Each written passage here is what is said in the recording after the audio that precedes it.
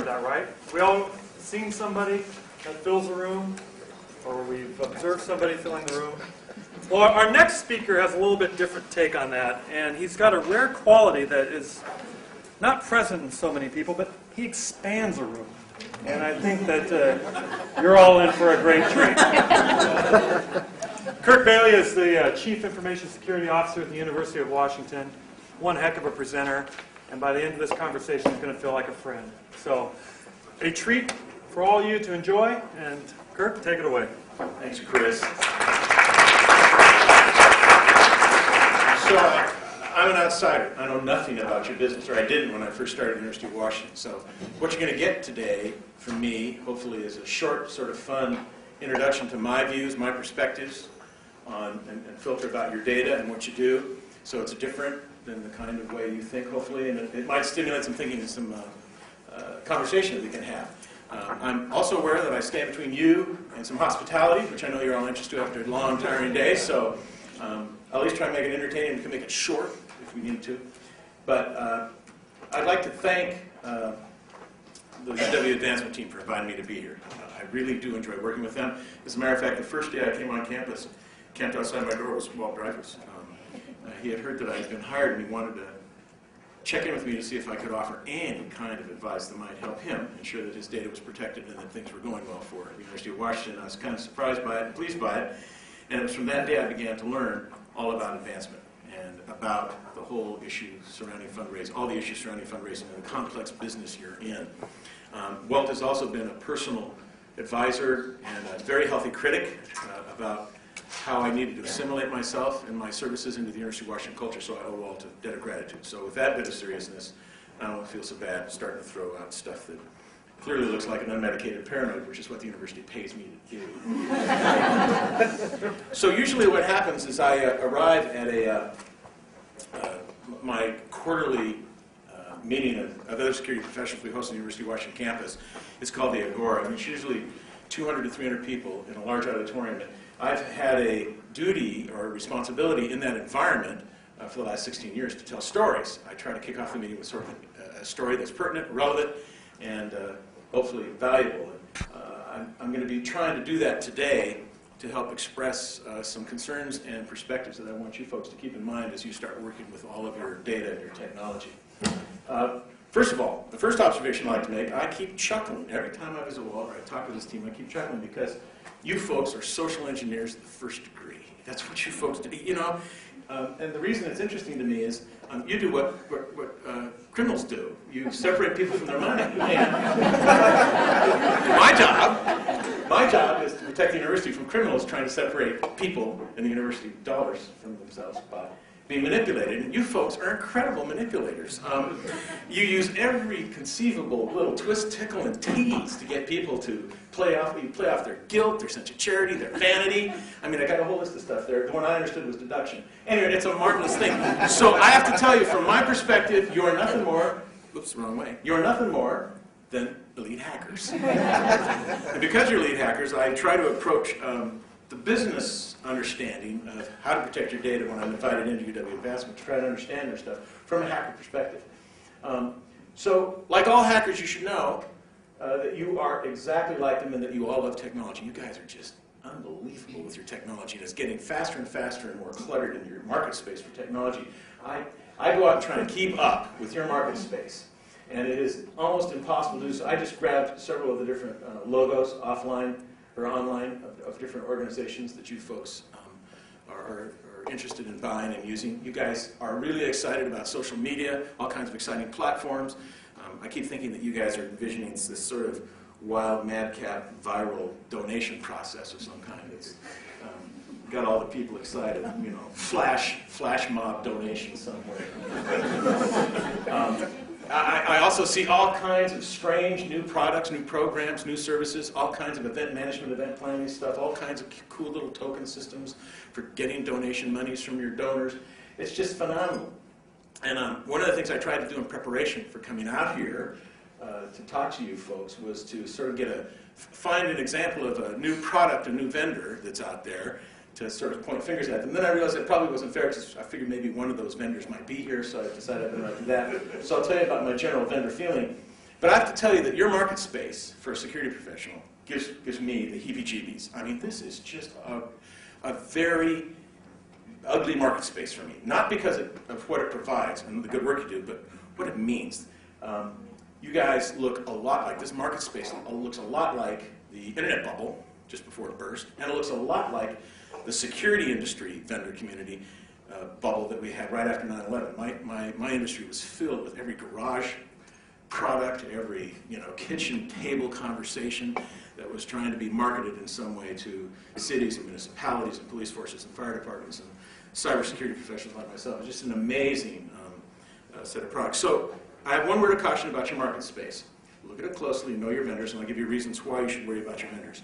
Know your vendors, and also be prepared for the idea that there's going to be lots of consolidations or a high failure ratio on small companies. So when you sign your contracts, be prepared to watch the logo change at the top of the contract and different marketing people or different terms come your way. So be very wise about your market space. That's a big security concern. So it's one of the things I try and do for my university constituents is try to help them understand the vendors they're dealing with and what it means. So you have a volatile market space. And there's lots of interesting implications to your technology. You folks want to create lots of new opportunities for yourselves, hitherto not attempted. But the idea of doing it with technology seems to appeal to you. So I want to let you know as you start cyber slinging out there with your mobile technologies and all your new interfaces on the internet and in the communities through electronic means, that you keep some of the implications I'm going to talk about in mind. Normally, like I said, I do a story. And today, I'm not going to do a story. I'm going to do a few quick cautionary tales. As a matter of fact, I decided to organize them as a road trip. We're going to go on a road trip. And what we're going to do is we're going to go to 5 address locations around the United States. These are locations that I think are interesting, worthwhile for you seeing, because they teach us things, because events either took place there or are taking place there that you need to know about, because it's the paranoia food I feed off of. This is the stuff I really like talking about. By the way, you should know that Walt and other people like getting me all worked up because he likes to see me get all flustered, so you can contribute to that if you like. So the first place we're going to go is 9130 G Red Ranch Road in Columbia, Maryland. What's there? Well, that is that's the microphone. That is the location of the Columbia Triathlon Association, the CTA. This was a charitable organization that was founded around the triathlon that was famously held in the Maryland area. It has become, since 1988, probably one of the most important charitable event organizing groups or organizations in the region. All kinds of charities stem from their work.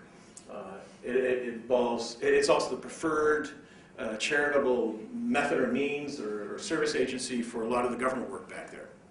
So it's quite the thing. The reason I bring it up is it's a 501c3, and 501c3s for security professionals means, as not-for-profits, they're soft targets. They're soft targets because you try to keep your administrative costs low, and typically you spend all your money on enablement technology and very little money on security and control technologies, which is reasonable. But because of that, you're considered a soft target. As a matter of fact, I can tell you that I've reviewed hacker laptops, done forensics on captured hacker materials, and they have segmented lists of preferred targets, and they segment out 501c3s or not-for-profits because they are likely soft targets. The CTA had a terrible event happen in June 2008. 2008, their systems were totally compromised by a hacker who called himself Cyber Demon. That was the name, the moniker used out in the cyber underground, the criminal underground of the internet, where data is bought and sold. People buy stolen credit cards, they buy databases, they buy all the stuff they need to do to make money and cash out the data. And by the way, if you didn't know it, there is a very large cyber underground, criminal underground. It's large. Hundreds of thousands of criminals occupy a whole set of internet capabilities, protocols, websites, and services that service the sale of illegally gained data and money cash out schemes and all kinds of stuff. An interesting guy by the name of Jack Erasmus, who lived out in the area and was a fan of the CTA, the Columbia Triathlon Association, decided he'd track down information about the event, the hack. He went out online and managed to penetrate the cyber underground and found a lot of the data from the CTA for sale. So he acquired as much of the data as he could to do an analysis of it, It's not like he could turn it back over to the CTA. They already had it, but he couldn't capture all of it. But he just bought it himself and started analyzing it. He started doing some analysis, some segmentation of the data he had. What he bought was a database with records of 9,000 people, a lot of extraordinary profile data included in it.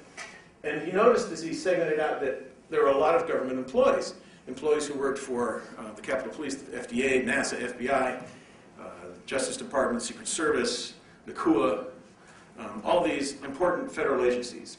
And he also noticed that all of those user IDs, which were account IDs for the CTA services, included an encrypted password file or encrypted passwords. And of course, it's very easy to unencrypt passwords because they're not really encrypted in databases, they're just encoded. And there's very simple processes and technologies you can apply to decrypt them. So he ended up decrypting all the passwords on the 9,000 people, segmenting out the federal government stuff, and he had about 1,500 federal employees' passwords. Now, you know full well that people use the same password wherever they go. So in essence, what he thought he might have is a large percentage of U.S. employees, U.S. government employees' passwords to probably their own accounts that they use inside their government agencies. So that's saleable. He did a lot of other analysis that was quite discomforting to read about. I thought I'd bring this one up to let you know how data is surprisingly useful in the hands of evildoers who want to look for ways to make money off of it. This is exactly what a underground marketing thing might look like. This is Merritt Woodward's credit card and PIN number that was stolen from that particular CTA hack. I wanted to show it to you. He's, of course, got a number, but this is what it looks like.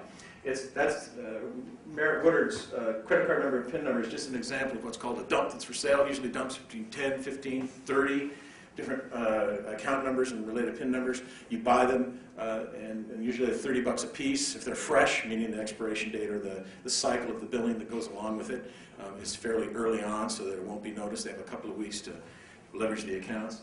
Anyway, I just wanted to show you what it looked like, what it looks like. These sales go on all the time. There's more money made in illegal, fraudulent transactions by organized crime now than all of the money they make in drug deals, in drugs. So it's an enormous business online. And this is kind of what it looks like if you're getting the cyber underground. You pay through Western Union, you pay through eGold. eGold is where you buy gold online and you exchange shares. So there's no way to track it. The next address I want to take you to is 2206 Thomas Drive in Panama City Beach, Florida. I want to tell you this because it's a painful tale. This is what happens when you get hacked. If you're a small organization, a large organization, when you get hacked, it's very, very painful. Half Hitch is a chain of tackle shops along the Florida Panhandle.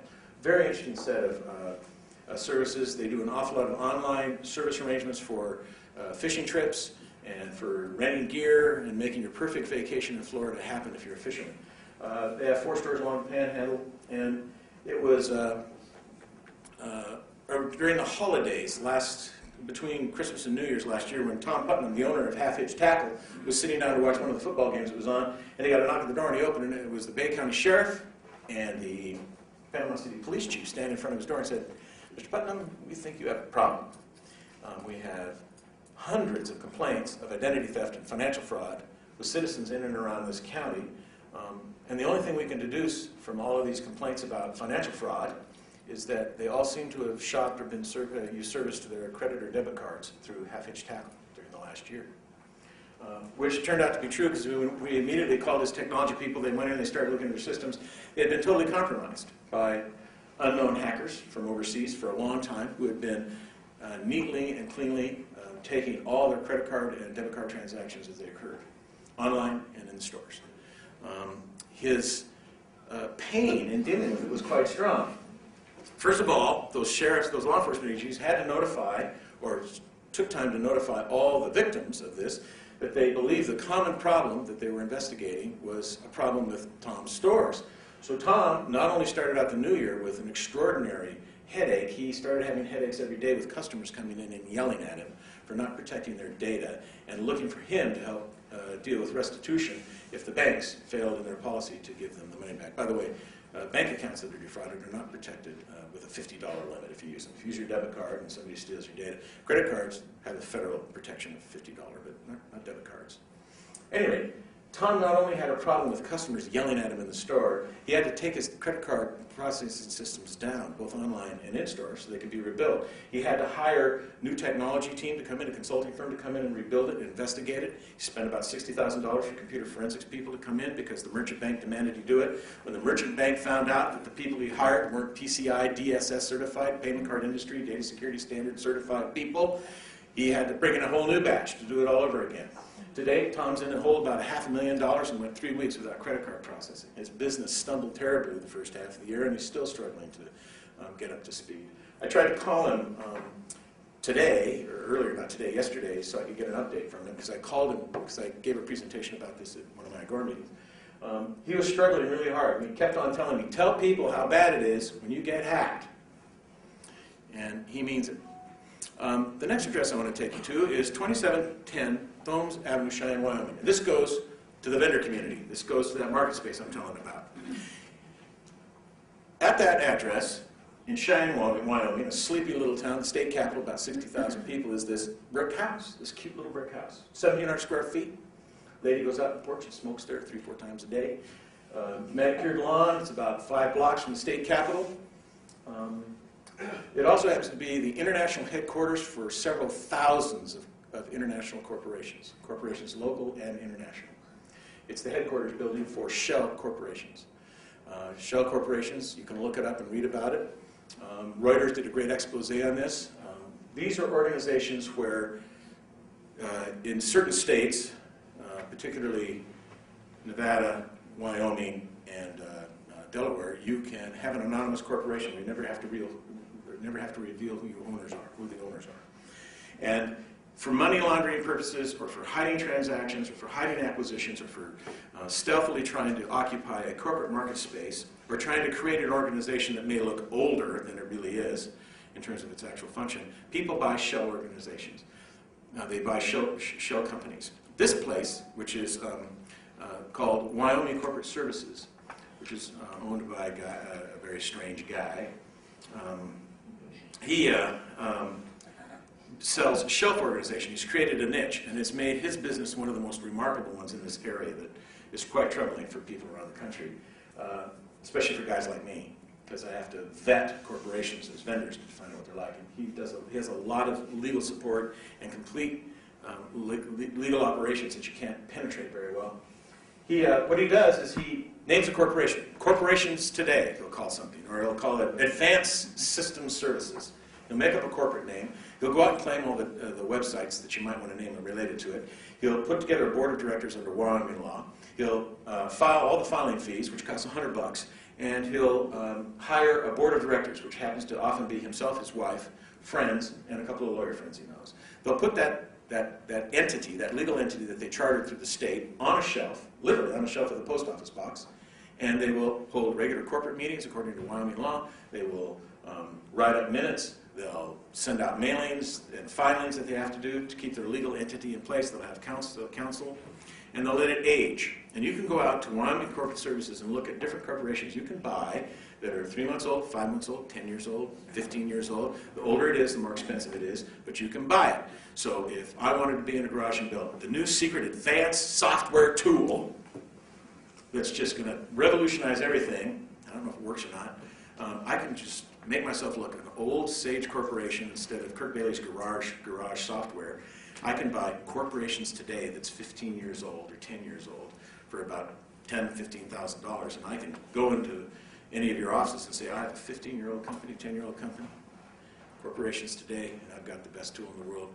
You know, you can read all about it. It's a very problematic area, and it's how the cyber underground chooses to launder a lot of its money, is through anonymity havens like this. I suggest you go out and read about it. It's very interesting. This, I like to point out, is Graham Norris. He's a lawyer. Lawyers and I get along fine except for a few of them. He is their front man for most of the corporations. He's the corporate lawyer for some 1,500 corporations. He sells an additional service to the Wyoming Corporate Services. If you get a subpoena, if you want subpoena protection, you can pay Wyoming Corporate Services an additional $1,500 and he'll intercept all subpoenas. Law enforcement knows that. and are troubled by it because what happens if they want to serve a subpoena on a corporation to try and get to the owners, find out the name of the real owners, if they're Italian mobsters, or if they're Russian mobsters, or if they're organized crime operating out of Brazil. He's the lawyer that can accept the subpoena, and he will say to them, we will notify the ownership and decide if they want to disclose, which is something they may not want to do, is give fair warning that they're being investigated. But this guy's very different. I thought about going to, online or talking to him, calling him on the phone, and getting to know him a little bit better, but I just didn't think I could keep a straight tone in my voice. Anyway, very interesting fellow. Be aware that those kinds of things are ongoing, and I found them in the security industry, vendors. I recently went out to this wasn't even a security vendor. A department at the University of Washington asked me about a new product. They wanted me to go review it. So the first thing I did is I went out and I looked about its corporate structure. And I went online, and guess where they were incorporated from? Wyoming Corporate Services. They claimed to be a 5-year-old corporation. Their lawyer was this fellow.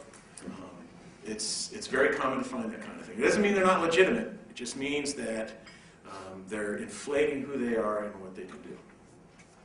So the next address I'm taking to is Regent Boulevard, Irving, Texas. This is the home of Epsilon International. I'm sure many of you heard about what happened earlier in the year with Epsilon. They're a marketing firm that's been around since 1969. They're a direct marketing firm, and they're also a data broker. They're a remarkable service. They've been pretty upstanding in all the work they do. They've supported mailing services, direct marketing services for a long time, very reputable fashion. Within the last 5 years, they've taken on direct mailing as a service, and they've recruited a huge clientele of corporations that they do specific direct mailing to through email and through paper mail, but mostly through email in this particular tale of problems. And what happened with Epsilon is that they found out they had been completely compromised for an unknown period of time by hackers earlier this year, and they were aware that and the security community is a little irritated with Epsilon because normally when a bad thing happens, we can talk to colleagues inside the corporations to find out what's going on so we know what to do and how to react. Epsilon is one of those companies that just shut the door. They don't want to talk to us. So all we have is speculation and first-hand knowledge about who's been notified. But of their 2,500 business customers for direct emailings, you can see a list of the different corporations that actually sent out mailings to individuals who might have been compromised, and that included their name, full name, social security number, and mailing address. And what's bad about that, you say, well, what's the big deal? What's the big deal? Well, as I can tell you that as a security professional, well, you guys are professionals, separating people from their money legally. Well, it's very easy to do illegally with the same kind of communication capability. And we already know that targeted phishing attacks have already been taking place against some of these customers. We know that at least 18 million people have been contacted by different companies related to this, and these are very specific segmented populations. The airlines, for instance, took direct mailing to their Million Mile Club people. They sent out special stuff to them all the time, and those people are interesting marks and very interesting targets for people to take a whack at. So Epsilon proves that you're not too big a corporation to have problems with this kind of stuff. What I really like about Epsilon is their marketing message. Their motto was, marketing as usual, not a chance. And I liked how they used to say it before this incident. They said, marketing as usual, not a chance. And afterwards it's, marketing as usual, not a chance. I like that very much. The last address I want to take you to is South Myers Road in Oak Brook Terrace, Illinois, a Chicago suburb. This is the location of Vasco, and this is probably the most disastrous story I can tell you as a security professional. This is horrible stuff. Vasco, by the way, incorporated in the state of Delaware, initially anonymously, is an authentication company. It's a security company, and they've been around since 1988. In 1990, in 2008, they successfully became a public entity. They got listed in the NASDAQ under VDSI. There's a picture of Ken Hunt, the CEO. Very happy that day. He had a big investor party the big day, and he closed the NASDAQ market, rang the bell to close it with his senior management at the time. He was very, very happy. He from that day on, after his new capital from the stock option or stock sales that he made, he went out and started acquiring all kinds of companies, tons of them.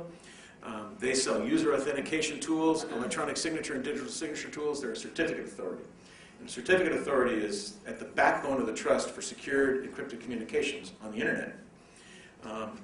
Well, one of the acquisitions they made was DigiNotar, a Dutch company, a Dutch, very well-regarded, highly regarded Dutch certificate authority. They give out digital certificates to all the big people like Amazon and Facebook and Google and Microsoft and all the big online organizations. And they give out these certificates to their machines that ensure that you have a successful encrypted transport layer communication. If you're looking in your browser and you want your donors to feel secure, you tell them to look for that little padlock in the browser, not down on the web page, because that's just a picture. But if the browser indicates it's established a secured communication, you know you're having an encrypted communication between machines through the HTTPS protocol, and usually through SSL, enabled by electronic signatures. The certificate authority would give both parties, assuring that they're each other. Well, never before has a certificate authority been compromised, but the people in the Chrome group of Google were looking around in early August at their machines because they're having some trouble getting some transport layer encryption established for some of their Gmail users and some of their browser people, and they noticed they had an odd certificate that didn't match any in their registry of certificates. They couldn't figure out what was going on with that, so they started exploring further. And they realized there might be a serious problem because they had a counterfeit certificate. In other words, a machine owned a certificate that could be hijacked or present false security for people who were using the machine and the communications going on that machine. And they contacted the DigiNotar people, who discovered through pressure that they had been compromised for a very long period of time. At least 500 false certificates have been issued to all the major online service providers, which means that basically that little lock that guarantees secured communications, if that communication involved any one of these certificates. And by the way, when I say issue 500 certificates, those are replicated. Those are multiple replication certificates. It takes a long time to revoke certificates. And if you didn't issue them in the first place, blacklisting them and revoking them off machines is a very complex thing to do. It involves a lot of technical intervention. At any rate, DigiNotar had to make this sort of ugly announcement that they were no longer a trustable certificate authority, which just rocked my world. It was just a horrible event. It means that at the foundation of secure communications, you couldn't trust it.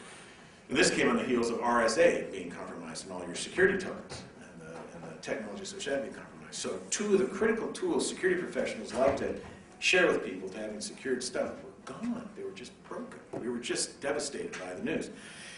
DigiNotar had such bad problems with it. Vasco, in conjunction with the Dutch government and some people in the Commerce Department of the United States and in the United Nations, decided to shut DigiNotar down. It's out of business. Lawsuits were building. Everybody was beginning to sue. People were conducting investigations, demanding costs to review potential breaches associated with this, lost data associated with it. It's just a mess. So, and cleaning up the DigiNotar false certificates is problematic. And I don't know how long it'll be before it can be cured. But what it means to me as a security professional, I can no longer certify that certificate authorities and their legal entity are what they say and do as they do. The state of Washington has very strict law about how you become a certificate authority. So my office is thinking about becoming our own certificate authority and seeing at the expense of ramping up very specific kinds of security measures around it for University of Washington use and its business partners. Might be something we want to look at. But you should know that fundamentally the marketplace has a new jeopardy, and it's a very frustrating one. So those are all the addresses of interest on the quick tour. Now I want to tell you about, just real quickly, how many other tales there might be. This year is going to be a record year for reported crimes, cyber crimes. One way to measure that is to see how many cyber crimes incidents are reported through the U.S. CERT, the United States Computer Emergency Response Team that exists over in Carnegie Mellon. They're going to have a record year. There's going to be 130,000 incidents reported to them, and they represent probably about 3 to 10% of the actual number of breaches that take place in the U.S. Around the globe, there'll be, at all the different certs, there are about 40 certs in 40 countries, there's going to be well over 2.5 million reported incidences. It's a record number of compromises. So that gives you an idea how fragile the internet environment is, and something that you not ignore, but not let interfere with what you're doing. It just means you have to frame your communications and your ideas about what you want to do there with a little more caution, with a little better understanding of risk. So here's what the tales teach us. All of your data are valuable both as an asset and as a liability to more people than you might realize. As good as you are at doing segmentation of your data and your databases, you want to see what hackers do when they mark it up for sale.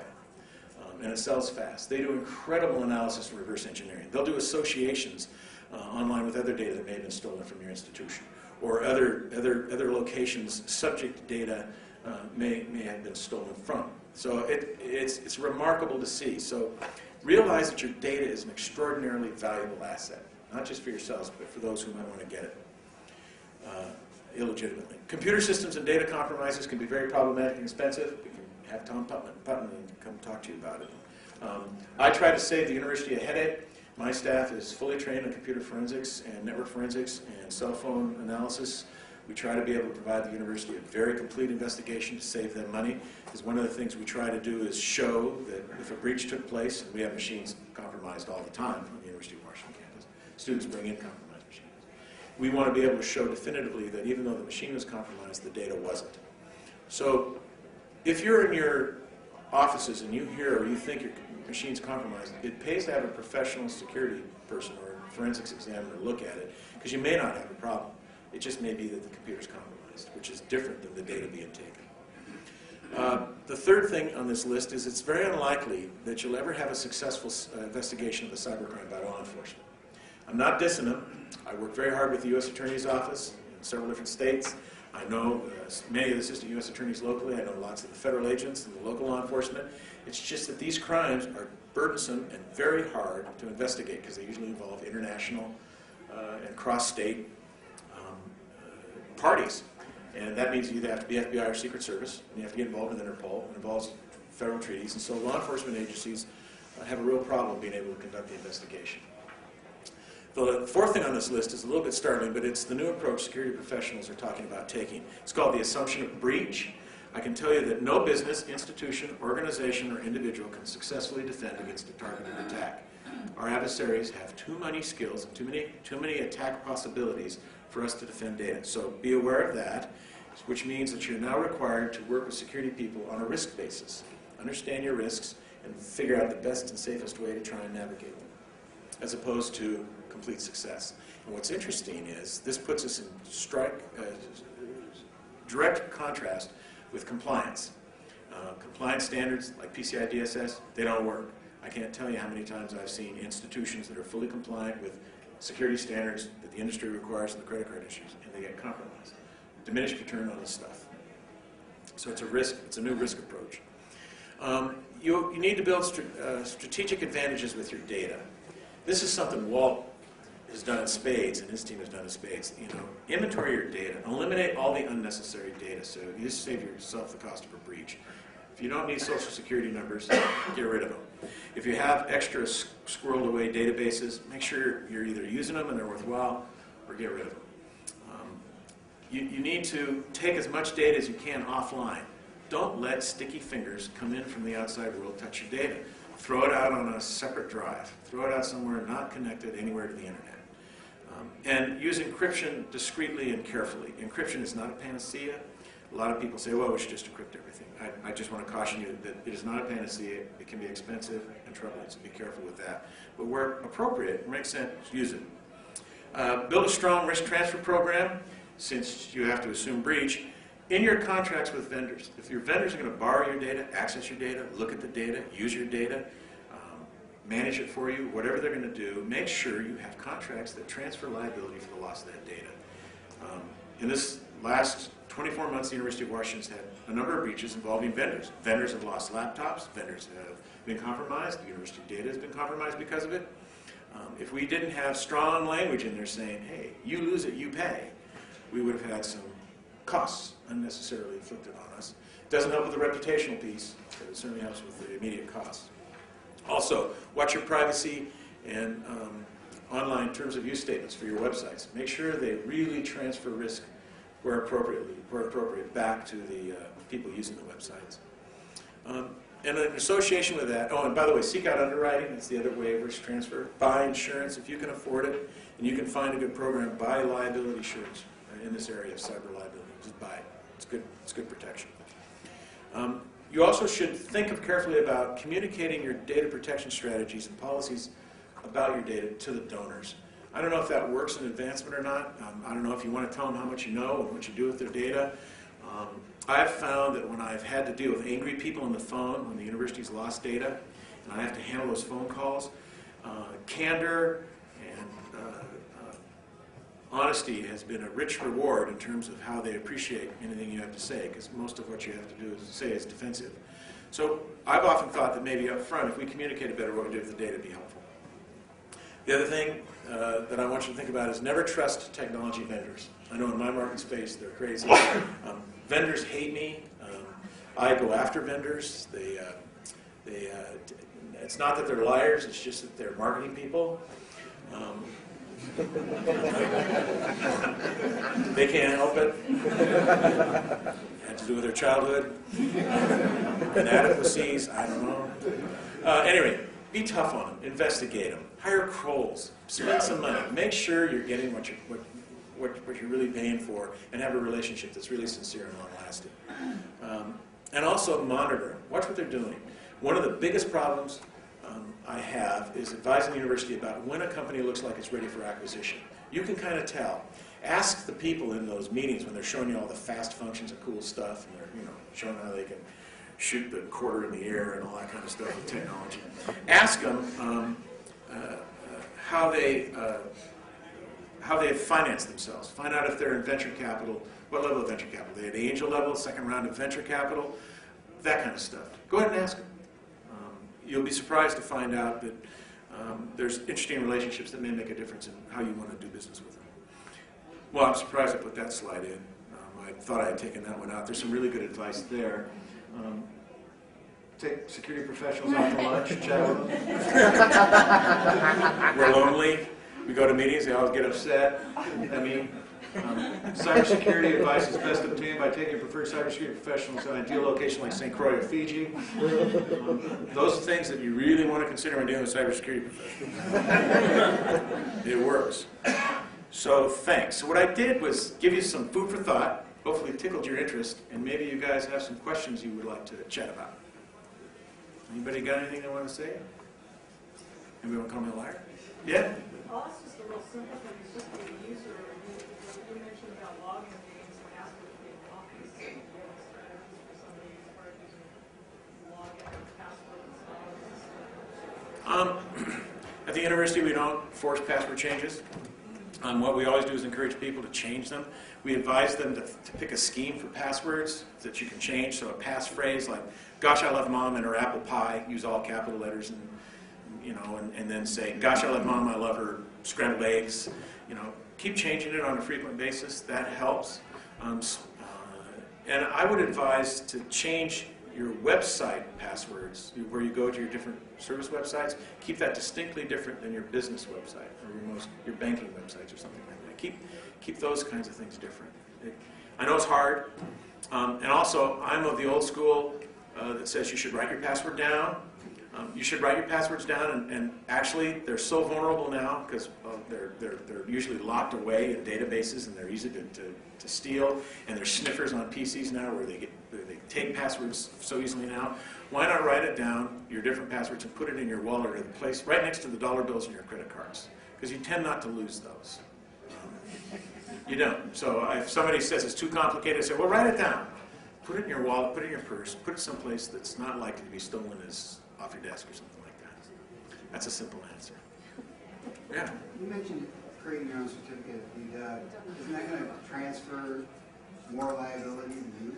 Well, in a way it does, yes. It's an issue I brought up. I searched it with my team and they about fainted because it's just a ton of work. The reason I want to do it is we're also a defense contractor, and my offices have has secured facilities to house classified documents. So we have an ideal location to store all the necessary electronic and printed materials associated with certificate authority in a professional way that helps with our insurance underwriting for that, which is what's required. I think it's also very expensive. It's very expensive to do because you have to be adopted as a certificate authority. But I just brought it up as an early warning to the staff and something I'm planning to present to the university to think about, just in case things get muddled and people want deliberate, carefully secured machines that we know and have control over as an option. I'm not sure it'll go through. It will cost several $1 million to do. But it's something I felt like I should step up and talk about. Do you have a cheat sheet of questions that we should present to vendors about security issues? You know, I used to, I remember, specific to an advancement situation, I was invited once by Walt to help vet a vendor, and I believe, and I don't remember raising my voice at all in that. Did I raise my voice? No.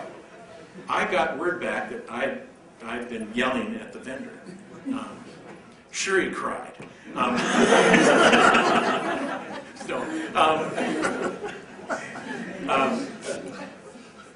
I think that would be really good. I used to have a long list of very difficult, embarrassing questions because if you ask a whole bunch of them, you might get some answers.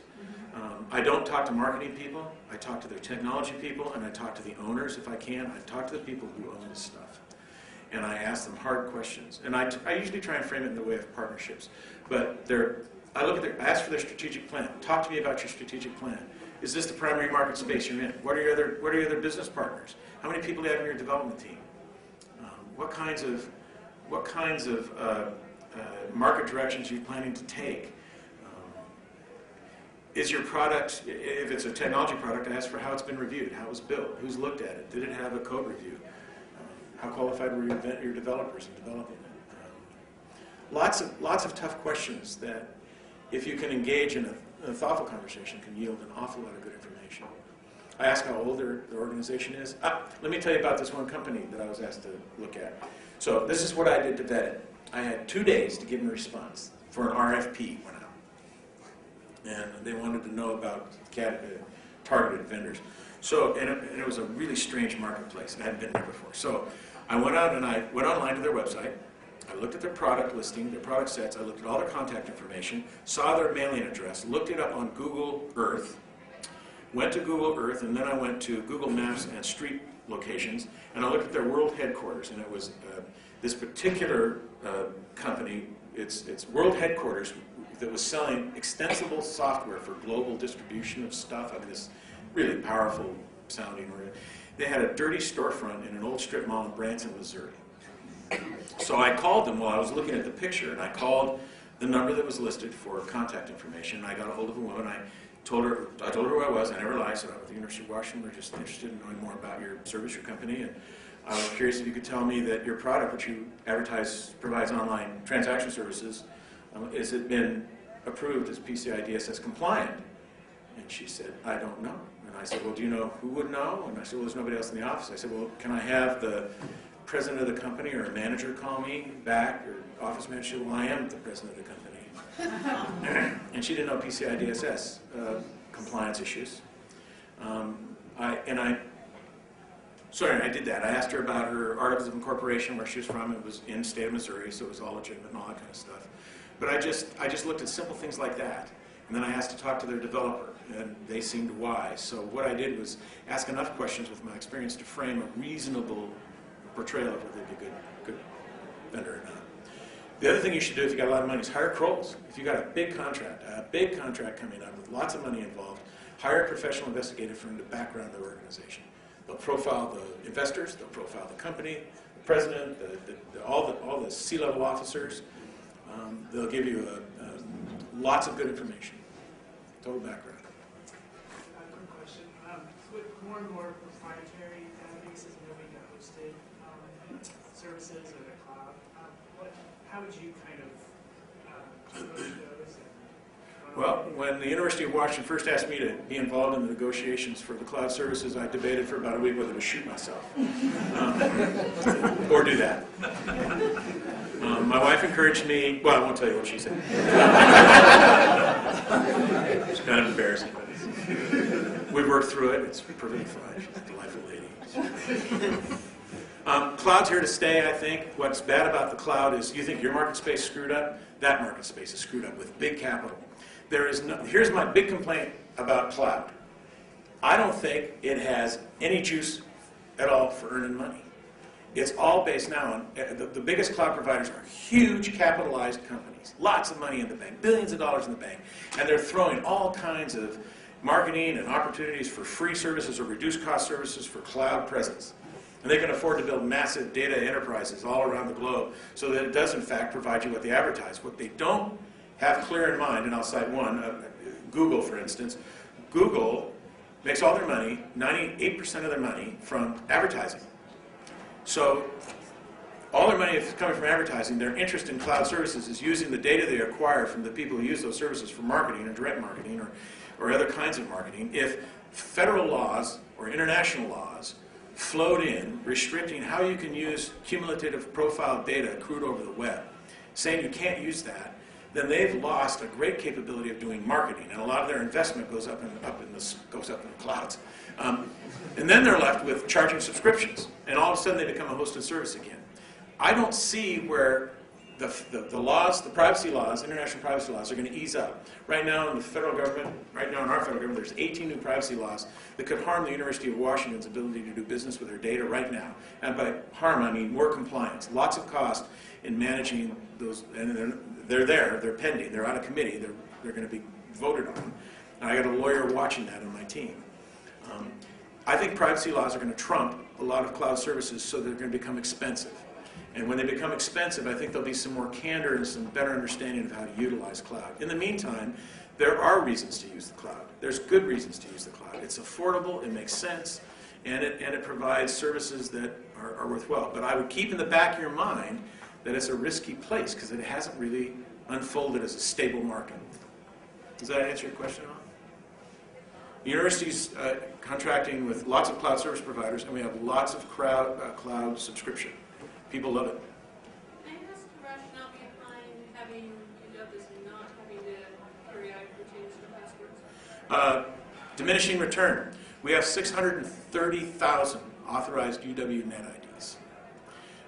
If we had to manage password changes on, 750,000 or 2/3 of a million passwords, it's a diminishing return in terms of administrative cost.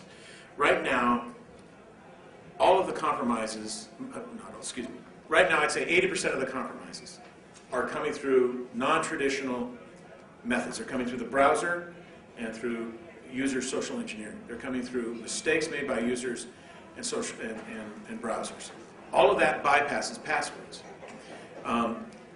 Matter of fact, passwords, there's the case to be made that passwords are dangerous now. And there's several people in the security community debating this. The cost of maintaining passwords as an authentication mechanism doesn't make much sense. And there's good reasons for it. I won't get into it now, but you can actually go online and look up password debate or passwords and look up some of the, try and find, you'll find some interesting, important people in the security community saying, no, we shouldn't do them, and you shouldn't use them anymore. I can tell you that 80% of home computers are compromised with some form of unwelcome software. We know that from actual surveys that are made by places like AOL or Best Buy. 80% of home computers are compromised, and of that, 15 or 20% are compromised with keystroke logging and actual remote monitoring software, which captures passwords anyway. So changing the passwords doesn't protect against that kind of presence. So it's an interesting question. The university has decided it's not necessary. Although, let me tell you, every time I sit down with a system administrator, I'll say, for God's sakes, change your passwords. But we don't make it a policy because it's too much to enforce. It's that balance. So what's the next solution? The next solution? Yeah, you're talking like, I know we require our physicians to do a thumbprint authentication. He's talking about biometrics for authentication. The trouble with biometrics is that it sounds great, it's delicious, it's like encryption. It's a very dangerous technology that doesn't really fulfill its mission. For instance, the minute you swipe your finger or your thumb multiple times, it's creating a digital file. You can steal digital files. If you steal the digital file, that means they can use it I'll give you a really interesting quick story. The University of Washington Police Department, because of all the different Homeland Security grants that came through, acquired through a Homeland Security grant new fingerprinting machines for its police department for in the field digitally certified fingerprints. I never saw it, didn't hear about it until I got a call from the police chief who said, I think some of our stuff's compromised. So we went down there, and there was this wreck, this garage, a piece of crap set of technology built on old platforms with no protections, and they had it hooked up to the internet, and it was compromised. Well, duh. I mean, it's just, they go, hot damn, we can do fingerprints. Well, it was compromised. And when you register fingerprints in the police department, you have a fill-out section that puts in your name, the name of the suspect, the name of the arrestee, the name of the employee, whatever, and their social security number, all kinds of horrible stuff. So I'm pulling my hair and I'm looking at this cheap piece of crap that's being distributed to lots of police departments, and I'm looking at a breach of Washington State breach notification law of all the different people who had registered on it so far. Thank God it was only a few hundred. But I was looking at it and I saw that we had to notify people related to loss of social security number. And so I was telling the police chief this, and then I was looking at it, thinking it, and I said, you know what else they took? They took the digital files of those people's fingerprints. So I immediately called the assistant U.S. attorney and I said, and I also called the Rob McKenna's office, the state attorney general's office, said, do we have to let people know if their digital fingerprints are stolen? And the reason I called the U.S. attorney's office is with $15 worth of software, some new printers they have out there, and some gummy bears, you can make replicas of people's fingerprints. You can stick them on your finger, and you can walk and leave fingerprints at murder scenes, at robbery scenes if you wanted to. So the question to them was, does that mean that when you notify them, and they're criminals because they're being logged in the police department, does that mean that fingerprints, they're inoculated from further potential prosecution with fingerprint evidence because they'll have a letter from the University of Washington saying, my digital fingerprints were stolen and could be used and replicated anywhere. This is the digital world I live in. So while it was still compromised, I had them log in my fingerprints, and so I could. But it's interesting. So right away, I thought, and I used to be the head of security for the city of Seattle, which is hooked to the county systems and the state systems for the APHIS systems, which is the fingerprint systems. And we looked through that to see what it might mean in terms of compromise and what it might mean for digitalizing fingerprints. So biometrics are dangerous because once they steal your biometric, once you give your biometric up, it's just another data file. And it's easily replicated and cheated. With all the security issues at hand, what's your opinion on, I think that there should be two-factor authentication when you're accessing systems. What would be some of the ones that to keep in the front line as you're considering two-factor authentication pieces? Cheap ones. I'd use cheap ones. I used to think that others were better, but since RSA got hacked, I can tell you RSA produces those two-factor tokens that you have to key in an extra number. Since they were hacked and all of their intellectual property was stolen, at least 5 major defense contractors have been compromised by cloned, weaponized intellectual property of those digital things. So RSA is an interesting problem. Now they've revised their stuff and they're reissuing and they're sending out new tokens and all of that. But it was a lesson to be learned about whether you want to use an expensive one or a cheap one. And two-factor, there's 3 things you can authenticate with: something you know, something you are, and something you have. Something you are is biometrics. I'm not a big fan of that, but you can use that. Something you have is a token, like what you're talking about. If I were you, I would look at what makes sense financially, as enough, it's extensible enough for your population of users, and make it as cheap and as easy to use as possible. Because that alone will be enough to thwart the online monitoring of your passwords. What is your guidance on transporting data internally in the business? Well, it depends upon how open you are. At the University of Washington, we have wide open networks. We are the internet. We have policy that suggests that when you're sending critical data, confidential data, it should be encrypted between machines. And I would and that's a simple set of protocols technicians can set up with certificates, machine certificates, and we use those liberally throughout the university. So I would suggest if it's confidential data you care about, you should ensure that it's going between machines in an encrypted fashion, in a tunnel fashion. VPNs are good as well. Yeah, we're using a program called Phone Factor. My network engineer guy put a VPN in, he has programmed in my telephone number, and I have to then answer the phone and put in another password before I let in. I've seen it. What I'm worried about with all these new phone apps is a couple of weeks ago, the Computer Chaos Club finished up in New York, or in Germany. That's a big hacker convention in Germany. It's been going on for years. And several of my colleagues go hang out. It's kind of a crazy party. And when they came back, we debriefed. When they were finished with their hangovers and their legal issues, they sat down and got through customs and stuff like that. So one of the things that was highlighted there was phone apps, especially iPhone stuff. That's a very free closed market, a very free-form closed market. They say they vet, and Androids too, the Android phone. There's a lot of exciting security products that are actually out there that are actually malware. So that means software they want you to download for security purposes, which makes your phone a botnet or for complete monitoring. You do not want your smartphone compromised because that gives them GPS location information about, boy, it's just everything. They can turn on the microphone and listen to everything you're doing. They can track where you're going. They can listen to your phone calls. They can look at your text messages, your phones. So they were trying to give me a list. What we want to get is a list of applications because Apple won't do it. Android won't do it. Nobody will do it. We're trying to get, and I even got asked about it earlier today, trying to get together a list of apps that we want to be careful about, especially security ones like that. Now, my team uses an app similar to that for authenticating that they vetted. They took apart and looked at, and they use it. It's a test, and it works pretty cool. I mean, I know why your technician was interested in it. Be careful of the flashlight apps. There's 60 of them out there. 6 of the flashlight apps are nothing more than malware, deliberately designed to take over your iPhone.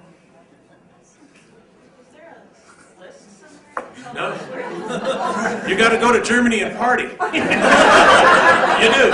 And it's not a bad gig. So we're getting really close to your social hour. Are there any more questions? Yeah? Earlier you were talking about when you researched a company, you found out it was at this address in Cheyenne. Yes. And you said that doesn't necessarily mean that they're dishonest, but why would well, they would buy. I'm not an expert in investment. Sure. Angel investors have called me in the past to come vet ideas with them. You know, they sit me down in front of these crazy inventors, and they look at me and say, "Is that going to be safe?" And I go, "Hell, I don't know. I can't even understand." Anyway, but I have had beers with them afterwards, and they've talked about angel investment. Angel investors and other kinds of venture capitalists work very hard at structuring investments to guide some of their investments to ward off competitive views that may surface, so that they don't know if they're in a competitive market space. They try to hide it. There are a lot of legitimate reasons for anonymizing your corporate structure. And I didn't want to diss the legitimate stuff, but it's a clue. If it's an anonymously incorporated entity, you got to wonder why. And that's why the conversation's about where you are in your venture capital stuff. And if they're very competitive, you should also know they're probably building for, and they have a lot of venture capital, they're building for acquisition.